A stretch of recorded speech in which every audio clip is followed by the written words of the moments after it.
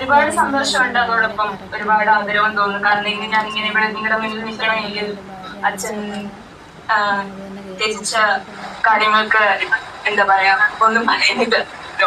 കാരണം അച്ഛൻ എന്ന പ്രവാസി ആണല്ലോ എന്നും എനിക്ക് റോൾ മോഡലാണ്. മാത്രമല്ല ഈസ് മൈ സൂപ്പർ ഹീറോ. കാരണം നമ്മൾ ആ കഴിയത്തില്ല എന്ന് വിചാരിക്കുന്ന പല കാര്യങ്ങളും നമ്മൾ ചെയ്തു തരുന്നവരാണല്ലോ super hero. Because he's my super hero.